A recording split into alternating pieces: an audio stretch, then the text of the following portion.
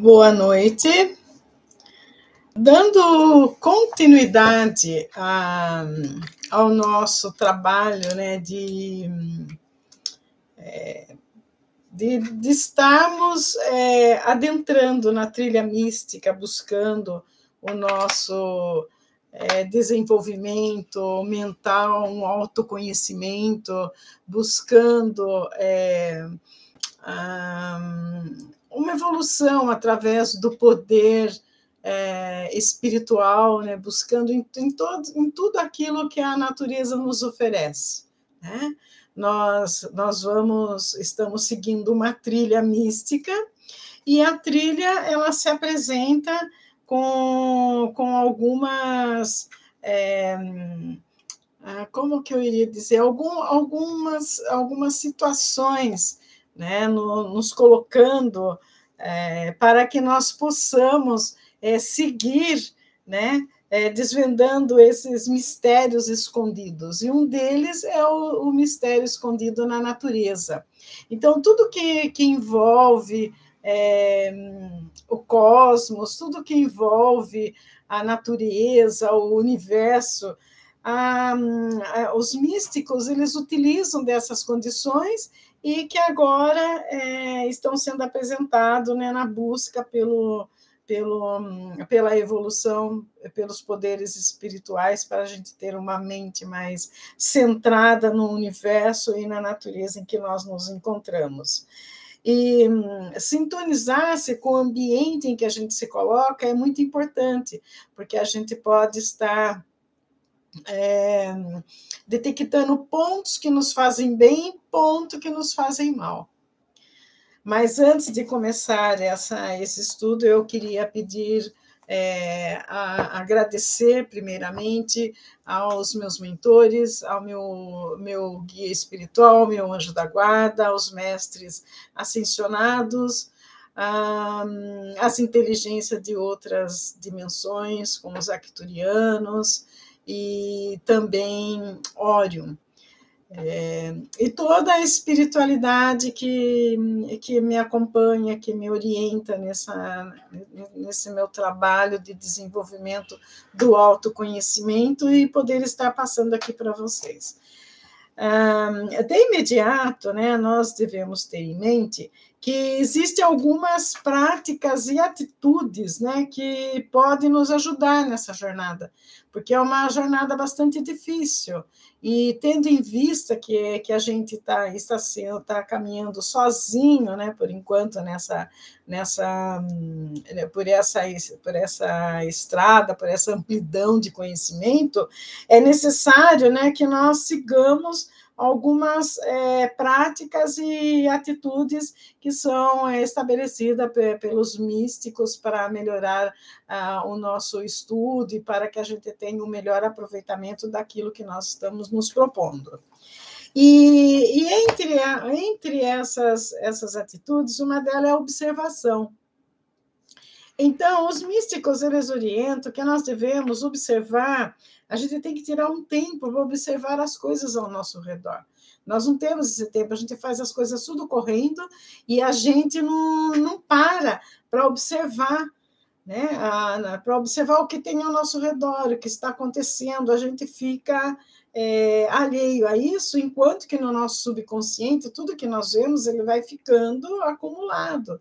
Então, o fato de nós observar, né, determinada situação, quando tivermos algum problema decorrente disso, nós vamos poder acessá-lo em nossa mente e poder fazer as correções. Mas se a gente não está ligada, se a gente não está atento a observar realmente o que aconteceu, isso torna-se um pouco difícil. E eles também indicam que a gente tem que ser curioso, a gente tem que ser um olhar curioso, né, atento, que a gente deve observar as plantas, observar os animais, o comportamento dos animais, as plantas, como elas se processam, os padrões climáticos, né, e as mudanças sazonais. Quando fala-se da planta, né, isso é muito importante, porque A gente, às vezes, passa despercebido por uma árvore, quando a gente poderia abraçar aquela árvore, a gente descarrega toda a nossa energia. Um animal, como que ele se processa? Eu tenho 2 gatos, e os meus gatos, eles adoram música relaxante. Então, quando eu saio, eu deixo uma música de relaxante aqui para eles, de New Age. Quando eu chego, eles estão tudo deitados no tapete, com a barriga para cima, bem relaxado. Então, a gente tem que observar como os animais, eles se comportam mediante uma situação. E eu vejo também, né, que determinadas pessoas que às vezes vêm na minha casa, dependendo da energia delas, os gatos, eles já reagem, né? Eles já é, se afastam. Lógico que vem alguém na casa da gente com uma energia que não casa com a da gente, a gente não vai sair correndo e entrar embaixo da cama como o gato. Mas a gente, depois que essa pessoa for embora, a gente vai fazer o que é preciso para a gente amenizar, ou junto com a pessoa mesma, a pessoa que tem conhecimento, ela consegue transmutar as energias daquela pessoa e até uma melhora para a pessoa. A pessoa vai até embora com uma energia super legal e não sabe nem o que aconteceu. Né? Então, a observação ela é muito importante, nós temos que ter em mente essa observação. A meditação. A meditação, eles orientam que nós encontremos um lugar silencioso, um lugar para que a gente possa fazer a nossa meditação. E na natureza é excelente, de repente, você embaixo de uma árvore, você fazer sua meditação e poder estar conectado com aquele ambiente saudável.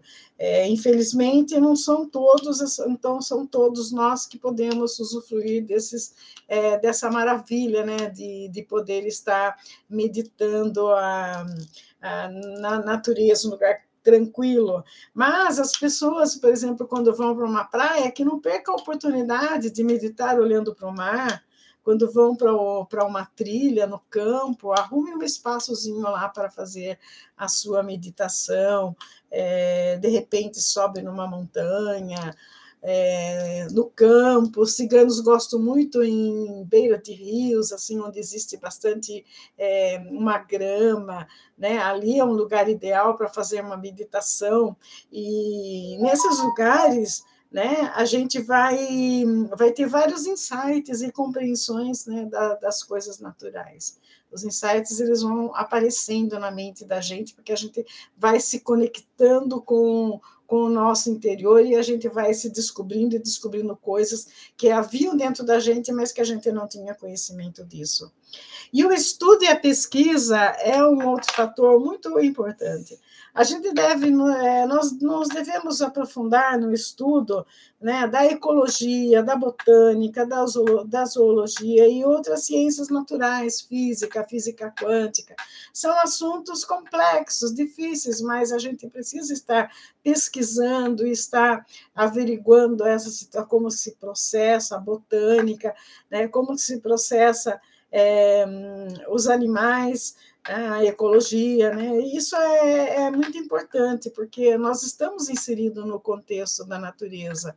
Então, é importante que nós saibamos como que se processa tudo nesse espaço.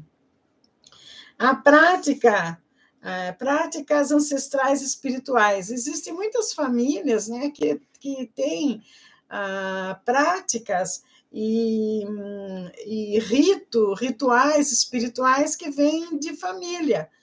Né? Por exemplo, na minha família, a minha avó paterna, ela benzia, né? Ela fazia benzimento de quebranto, e isso ela tinha aprendido com a mãe dela, porque ela benzia em Romani, eles eram ciganos, ela veio trazendo aquilo, e ela, antes da gente dormir, eu me lembro quando eu era criança, a gente morava tudo próximo, né, numa cidade pequena, e ela passava de casa em casa, ela benzia todos os netos, todos eram benzidos toda noite.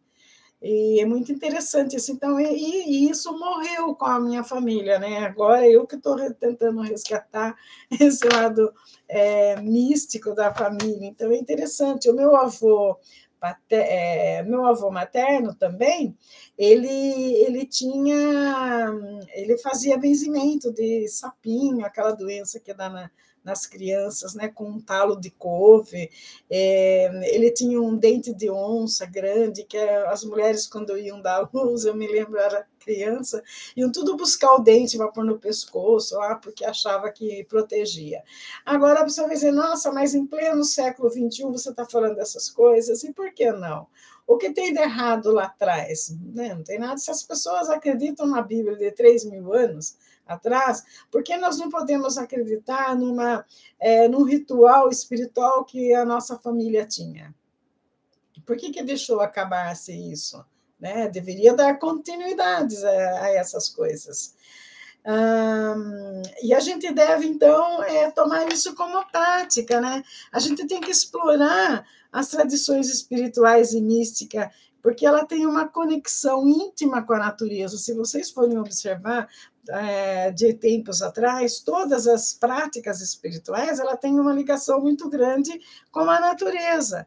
Hoje mesmo, numa live que eu fiz, né, pela manhã, eu tive a oportunidade de falar da minha bisavó, minha tetravó, que era uma índia, Caigã, né, que era avó desse meu avô aí, que benzia, e ela, assim, em sonho, ela me mostrou coisas incríveis sobre a Floresta Encantada, né? Entrar na floresta, você aprender as coisas. Foi muito interessante esse sonho que eu tive, eu falei numa live aí que está sendo publicada no Facebook, muito interessante. E quando se fala da natureza, né, a gente chega no xamanismo, né? O xamanismo é uma prática muito importante que muitas pessoas estão colocando em prática, tomando chá de ayahuasca, né, para poder entrar em contato lá com a pagelância, com os índios e os benzimentos e as curas espirituais através de ervas, de plantas, né? Isso é interessante. A filosofia oriental, né? Eu tenho, em uma das minhas existências, eu tive a possibilidade de ter uma existência oriental, né? E eu tenho um mentor tibetano que me auxilia muito. Então, isso é muito importante, a filosofia oriental e até mesmo as religiões pagãs. Por que eu digo religião pagã?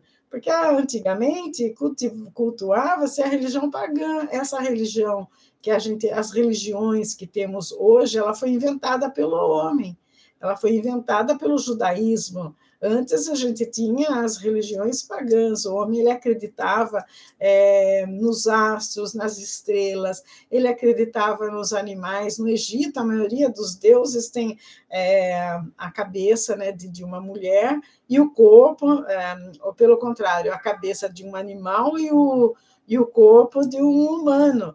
Inclusive na Índia, né, a Ganesha.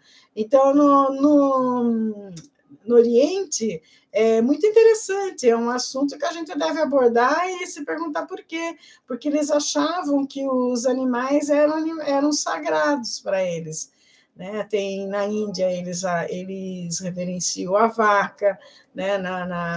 No Egito é o gato, que é poderoso. E por quê? Porque eles achavam que eram deuses. Isso é interessante, são tradições, né? Muitas vezes que contêm ensinamentos. Tem muitos ensinamentos, a gente pode tirar disso, a gente não pode ser, o ser humano ele não pode ser limitado a uma coisa só, ele tem que se abrir para a amplitude de conhecimento. Né? Não, nós não podemos, não quero ver isso porque eu sou dessa religião, não posso ver aquilo. Não, nós não podemos ser limitados, nós temos que ter a nossa mente aberta para tudo que vier de conhecimento e que engrandeça a nossa alma. Essa é o X da questão, né? E nessa da gente estar reverenciando as coisas da natureza, as plantas, os animais, tudo, a gente começa a interagir com a natureza de uma maneira mais profunda, porque daí você vai tomando conhecimento, né, das ervas, você vai tomando conhecimento dos remédios que existem na floresta, dos chás, Você vai aprendendo tudo sobre isso, porque antigamente não existia a medicina como a gente tem hoje, então eles se curavam através de chás, através de ervas, através da natureza. A vivência. Aqui no item vivência, né, eles nos orientam que nós devemos visitar floresta, montanhas, praias, desertos, lagos. Cada local possui uma energia única e ensinamentos específicos para oferecer. A floresta, ela oferece ensinamentos, a montanha oferece ensinamentos, a praia, deserto, o lago, né? O lago ele é muito expressivo, porque o lago é uma água parada. Então, a gente pode tirar o ensinamento de que a água ela toma forma do espaço onde ela está. Então, todos esses itens aqui que eu citei, eles nos passam algum ensinamento de uma certa forma e que nós, às vezes, a gente não tá conectado com aquilo. A escuta intuitiva. Muitas vezes, né, a gente recebe uma intuição, a gente vai fazer uma coisa, principalmente aqueles que oram e pedem a proteção espiritual antes de fazer qualquer coisa. Ele tem aquela orientação no seu ouvido para que ele tome cuidado, como que ele vai fazer. Então, e um dos fatores que eu coloquei acima, que nos concede essa oportunidade de estar se abrindo para a escuta intuitiva, é você estar dentro de uma floresta, porque dentro de uma floresta, você estando lá, você pode ouvir o barulho dos pássaros, você pode ouvir o barulho das plantas quando uma folha cai, enquanto que na cidade, ali mesmo na praça onde eu vou, tem um monte de árvore, mas você não tem oportunidade de escutar, porque é aqueles carros barulhentos que sobem, aquelas motos, escapamento aberto, é barulho de todo lado, você não consegue. Mas se você entra numa floresta, né, você consegue essas coisas todas. E nessa live minha mesmo, eu falei sobre entrar na floresta, né, e que eu tive um insight, assim, de uma coisa interessante, o porquê de entrar na floresta, né. A floresta, ela significa, né, para a gente, uma situação nossa mesmo, quando a gente tem que ter muita coragem para adentrar assim numa busca por autoconhecimento através de uma evolução mística, porque você vai encontrar um monte de coisa. Você vai encontrar no lugar das árvores grandes, enraizadas, aquelas árvores antigas, você vai encontrar o seu preconceito, as suas crises limitantes. No meio daqueles arbustos, né, que estão acabando de surgir, você encontra, né, no seu ego, porque o ego é algo que a gente adquire em cada encarnação, então você vai deparar com coisas que o ego criou aquilo devido à família onde você mora, devido ao espaço que você ocupa nessa encarnação. E quando fala, né, na floresta lá dos elfos, dos duendes e das fadas, né? Aqui a gente se refere a toda aquela espiritualidade que vem nos auxiliar. Né? A fada é aquele espírito bom que traz coisas boas na nossa, que intui coisas boas, o que a gente deve fazer. O duende, ele é meio complicado, porque às vezes ele é bonzinho e às vezes ele faz umas traquinagens lá, né? Então, o duende bonzinho é aquele que nos indica no caminho do bem. O duende lá, malvado, que quer fazer as coisas, é aquele que fica colocando na nossa mente, fazendo com que o nosso ego negue determinada coisa, que tenha preconceito, que seja orgulhoso, que seja malvado. Adentrar na floresta é isso, é essa situação bastante importante, no qual, se a gente se aprofundar nesse estudo e tiver em mente a necessidade da gente se enquadrar nessa situação, a gente vai perceber quanta coisa interessante a gente pode extrair disso tudo. Né? É muito interessante. Eu já tive essa experiência e achei maravilhoso. Então, a escuta intuitiva, você pode perfeitamente você adquirir entrando numa floresta, que você está atento para ouvir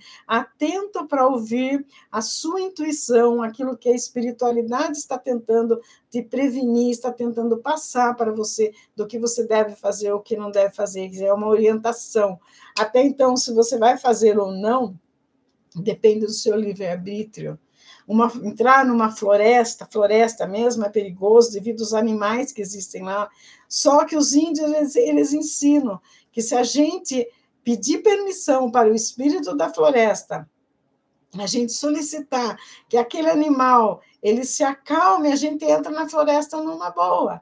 É como você entrar dentro de você para uma trilha, na trilha mística.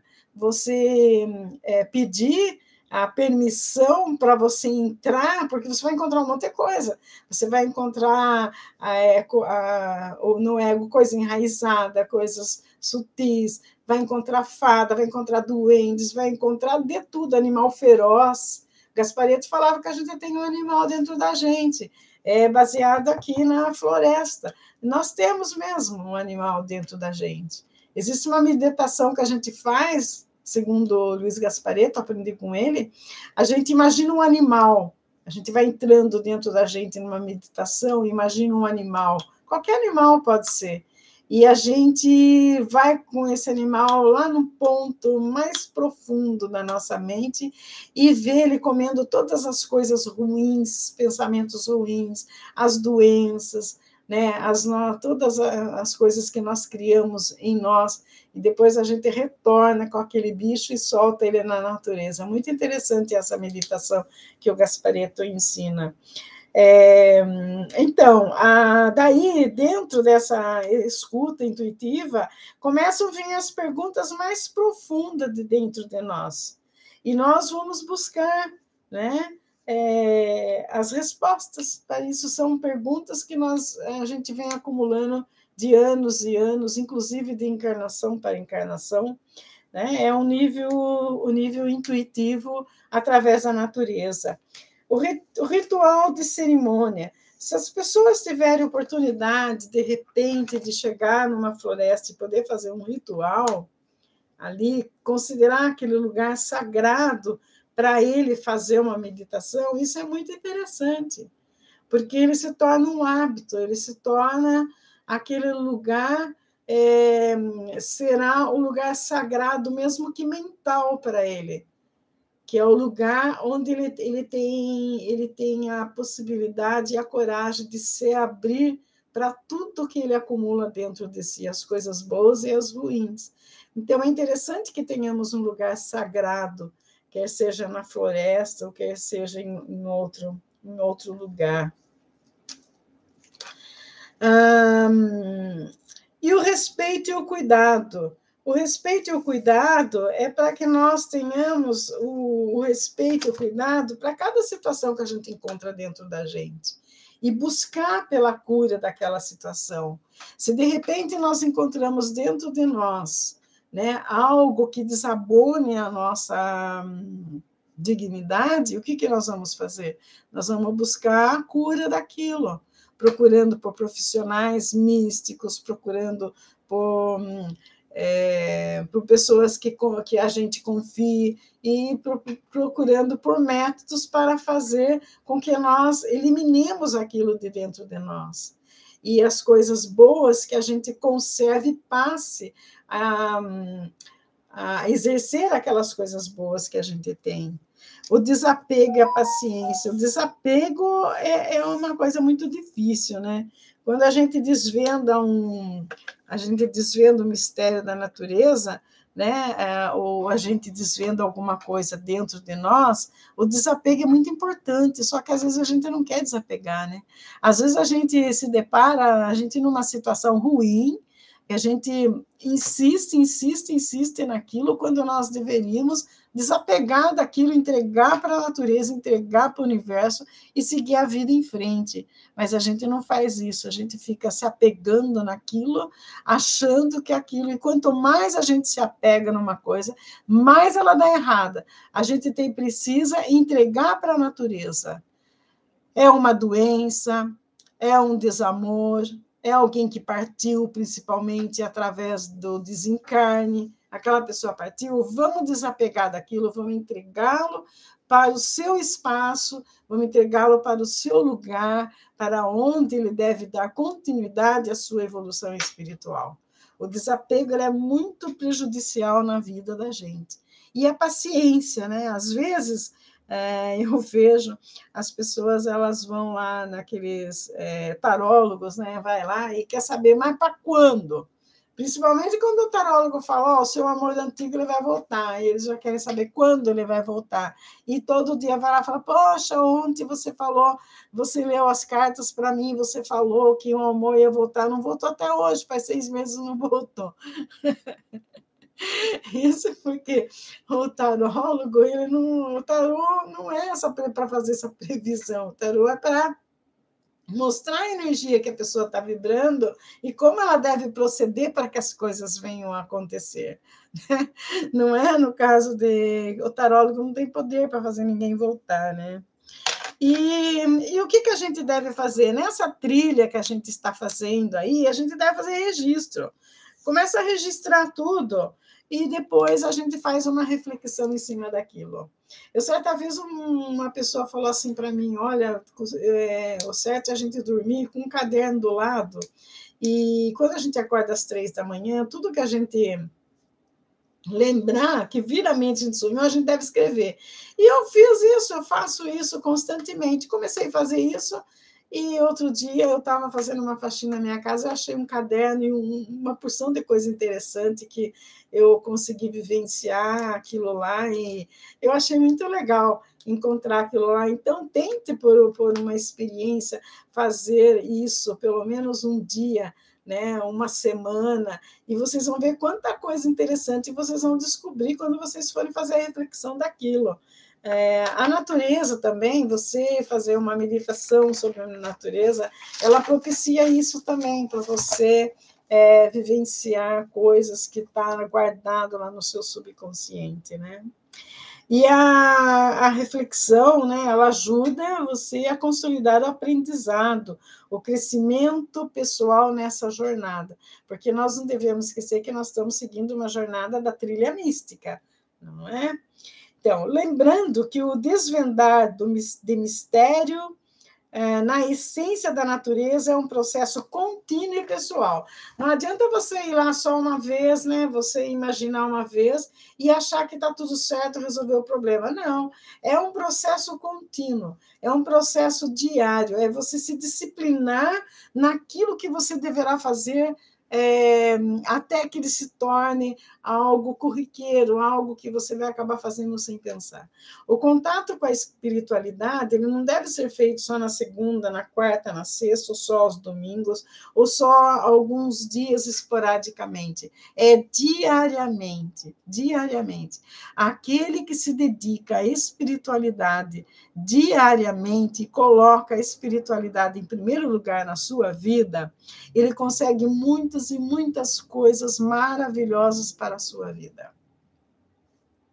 Que isso fique bem claro, é um processo demorado, é um processo que requer disciplina, é um processo que requer dedicação de cada um, mas que ele alcança os objetivos necessários, a busca pelo poder mental orientado pela espiritualidade. E cada pessoa, né? Isso aqui que eu estou passando é mais assim um manual para a gente estar seguindo, mas é essencial que também tenhamos em mente que cada um ele busca o seu autoconhecimento, né, de acordo com a sua necessidade. Quando ele começa a trilhar fazer a trilha mística, ele mesmo ele encontra os caminhos únicos que vão levá-lo ao autoconhecimento, que vão levá-lo, né, a um poder mental através da espiritualidade. Quem ele vai seguir, quem são os mentores dele, qual a orientação que ele recebe dos mentores, né? Ele vai descobrir o caminho. Então, não é algo que, por exemplo, você vai e determina para a pessoa, fala, não, você vai seguir esse caminho. Não, cada um tem que seguir espontaneamente, porque está dentro dele, quem vai seguir o caminho é ele vai descobrir qual caminho ele vai seguir. Isso tudo que eu estou trazendo aqui é mais assim uma orientação para aquele que não sabe qual caminho seguir, porque quando cobravam de mim, você tem que seguir, buscar pelo autoconhecimento, eu não sabia, eu me vi, eu não sabia se eu começava pela religiosidade, eu não sabia por onde eu começava. Foi quando, né, eu me deparei com uma situação que eu não sabia o que eu fazia, eu peguei um monte de coisa, foi quando o meu mentor veio e falou, não, você vai começar assim. Então, hoje eu faço o que ele determina. Tá? Então, é uma coisa de dentro de mim, eu não estou seguindo livro nenhum. Os livros que eu uso, as coisas que eu uso, os artigos, são para que eu adquira mais conhecimento e possa estar passando. Mas eu já acabei lendo coisas que o mentor cortou. Falou, não, isso aí não deve ser dito, isso aí não existe mais. Né? Então, você tem que estar atenta nisso. Tem que estar atenta e com boa vontade para aceitar isso que está sendo colocado. E buscar pelos seus caminhos para chegar a uma evolução espiritual. Então, não adianta numa família, por exemplo, né, quando a criança nasce, falar, nós somos católicos, você vai ser católico. Nós somos evangélicos, você vai ser evangélico. A gente é espírita, você vai ser espírita. Sou budista, você vai ser budista. Não, porque aquele espírito que vem, ele já vem com alguma coisa dentro lá do seu registro acástico, o que ele quer seguir.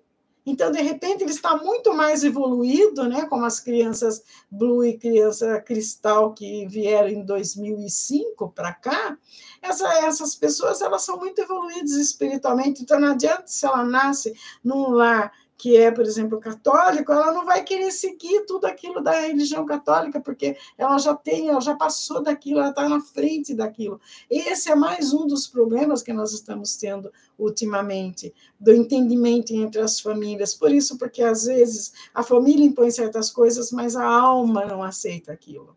E a gente tem que seguir o que a alma está determinando, que somos o nós verdadeiro, o nós autêntico. Não é? Então, é isso que a gente tem que estar atento. Atento para esses ensinamentos, atento para essas condições que nos são apresentadas. E questionar na família, sim, porque, de repente, aquele ser que veio com ensinamentos além do que aquela família se propõe, ele veio para fazer uma mudança. É a mudança que ele veio fazer. Eu sei que é difícil, eu acho difícil na minha família, porque muitos não aceitam o que eu estou me propondo, o que eu acredito, porque eles acham ou é católico, tem que ir na procissão, fazer tudo aquilo lá. Para mim aquilo não serve mais. Eu não me adequo a religiosidade nenhuma. No caso do espiritismo, a mesma coisa. Eu já, desde 20 anos de idade, eu estudo a espiritualidade, o espiritismo e tudo. O espiritualismo me ajudou muito, me abriu muito a mente para outras coisas, mas foi naquele determinado momento. Eu evoluí nessa parte e não tenho mais necessidade de voltar lá atrás. Né? Tenho, às vezes, se houver necessidade de ir frequentar um centro, alguma coisa, eu até vou, né, para poder ter uma orientação. Mas, para mim, aquilo já ficou lá atrás. Né? Eu já passei por igrejas, denominações evangélicas, a mesma coisa. Para mim, não serve mais. Né?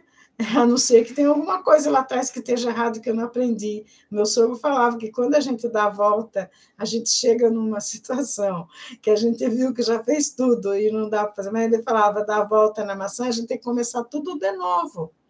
né? Tudo de novo, porque a gente não aprendeu determinada coisa. Ele sempre falava isso para a gente. Você não aprendeu, tem que dar a volta na maçã. Ele falava isso. É... Então, era isso que eu queria deixar, né, para vocês, numa outra, para não ficar muito longa essa live aí, porque também as pessoas vão ficar entediadas, mas se alguém observou, né, as lives que eu venho fazendo, ela é uma orientação.